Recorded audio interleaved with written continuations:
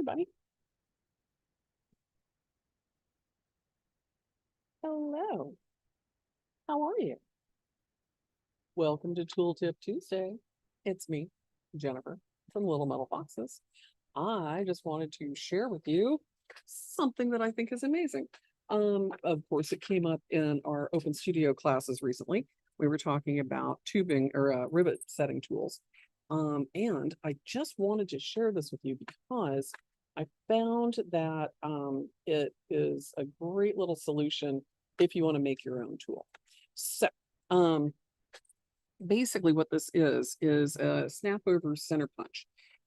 It comes with this nice little point that is really good for like center punching before you drill, but it also comes with two additional points, and those are in case this one wears down, but you can customize these for your riveting needs.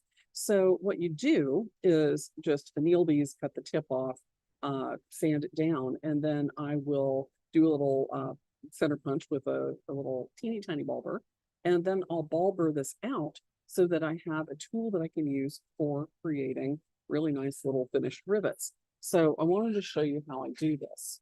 So I'm going to switch my camera over to the other side here, and so that way you guys can see what I'm doing.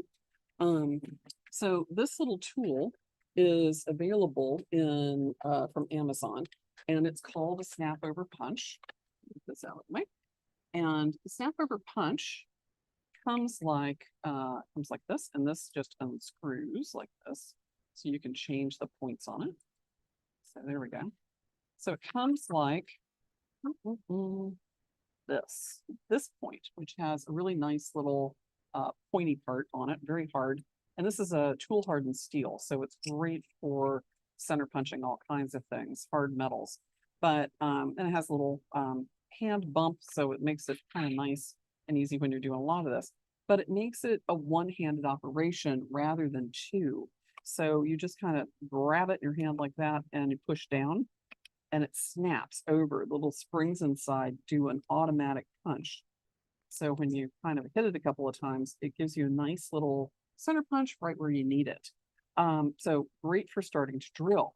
However, this guy, like I said, came with two extra tips, and I put two together, one a little smaller than the other, that is ready to do riveting. So on this one, if you look real close, you can see, here it is, that I cut that tip down, so it's much shorter now. Here we go, like that. But because this is tool hardened steel, I had to anneal this because I couldn't cut it with my saw until I did. So this is very hard steel. And so that little punch on the front does a great job of knocking a hole in the metal. But to be able to cut and file it, I have to anneal this. So what I did was I took it over to my solder bench, heated it up until the tip was red hot. I did this with both of these guys. So I took these guys and just put them on my solder bench and blasted them until the tips were glowing orange. And then just set them between a couple of solder bricks and let them cool down. Don't quench them. And that gives you this material now is going to be annealed, and I can saw it and file it. One of the ways you can test and see is that if you take the tool hardened steel and you try to cut it with your saw is like cutting glass. It won't penetrate the surface at all. But on the annealed material, it will easily cut through. So that's how you can kind of test it and see. And you may have to anneal it more than once, but it's not a problem to do that. Just heat it up again and let it cool down slowly. Either stick it in some sand or cover it with another solder brick and let it cool down really slow. So these I cut to two different lengths. So this one's cut a little bit shorter than this one. So I've got a wider surface here than here.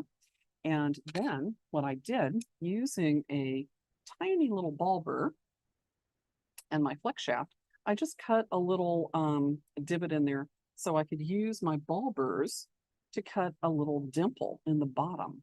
So on my bigger one, got that one here. Nope, that is the smaller one. Yeah. So now all I have to do is take my flex shaft and cut a little divot in that. So I want it to be just a half circle. It doesn't have to be real deep. I don't want to drill all the way down because I just want to sort of round over the top of my rivet with this guy now. So did that. So then let me show you what this does on the inside. So it's got kind of a locking mechanism and a spring in here. And this acts as like a little hammer piece that snaps over the top. Let's get the big one in here. So I'll drop that one into my point and put this back together, just screw it back together. And now I've got my big rivet tool on there. So I've got a rivet that was started, but I really want to kind of round that up and make it look a little nicer. So here we go. Here we are. Aha. So now I can take my riveting tool and just put it right over the rivet. And just by snapping a couple of times, I get a nice rounded surface on top of my little rivet. Ooh, it's so pretty. Sort of squished out some metal on the sides. I can clean that up. This sort of flakes right off. But look at that. Yeah. What? Gave me a nice rounded rivet. So there you go. Yeah, just like that. It's that easy. So I've got a little flare from where it squished out the side. Again, I can clean up that little bit of flashing that appears from that. But there you go. And I've got another one on this side I just started. So here we go. I'm going to put the tool, and you can, vary your sizes if you've got larger or smaller rivets that you're working with. Here we go. And you can buy replacements for these as well. So now, again, I've got a nice little, nice little rivet going. And there we go. Nice little rivet. All done. There we have it. It would work okay on small tubing rivets. It'll start to kind of curl them over a little bit, but there are better ways to set tubing rivets than that. But this is really kind of nice because it does give you a really nice finish, rounded over dome on your rivet rather than sort of a hammered flat dome. So anyway, give that a try if you like, and let us know what kind of, oh, I was going to show you these too, because these are nail sets, and you can get nail sets also at the hardware store or online. And these have like a small, a medium, here we go, small, medium, and large.